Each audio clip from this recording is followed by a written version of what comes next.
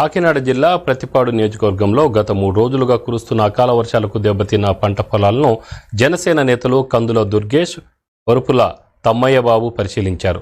ఏలేశ్వరం, ప్రతిపాడు మండలంలో దెబ్బతిన్న అరటి, మామిడి, జీడి మామిడి పంటలను జనసేన బృందం పరిశీలించింది.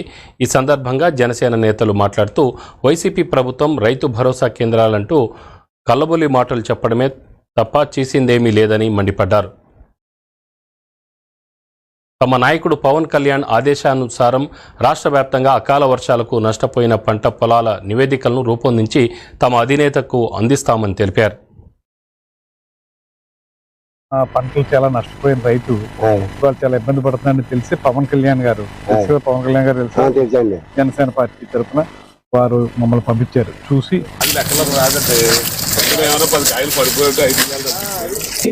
మనకి అక్కడ కనపడాల్సింది ఏపుగా పెరిగినటువంటి కాయలు, చెట్లు మొత్తం కూడా మామిడికాయలతో నిండిపోయి ఉన్నటువంటి పరిస్థితుల్లో అక్కడ ఒక్క కాయ కూడా చెట్టు మీద లేదు.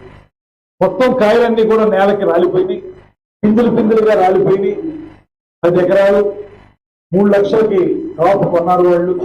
ఆ 3 లక్షల కాపు కొన్నటువంటి వారికి రూపాయి కూడా ఆదాయం మిగలనటువంటి పరిస్థితి.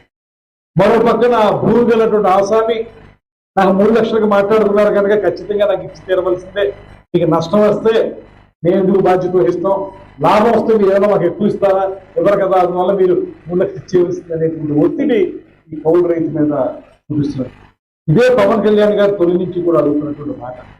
ఇవాళ కౌలు రైతులందరూ కూడా చెప్తూ ఉన్నారు, మాకేమి మీరు రైతు భరోసా కేంద్రాల ద్వారా పెద్ద లాభాలు చేయకలేదు, మాకు చేయాల్సింది సబ్సిడీ మీద ఎరువులు పండించాలి. సబ్సిడీ మీద ఎరువులు ఇస్తే మా పంటలు మేము జాగ్రత్తగా పండించుకోగలుగుతాం. ఇటువంటి నేపథ్యంలో ఈ ప్రభుత్వాన్ని మేము డిమాండ్ చేస్తున్నాం, మీ క్షుద్ర రాజకీయాలు ఎప్పటికైనా మానేయండి.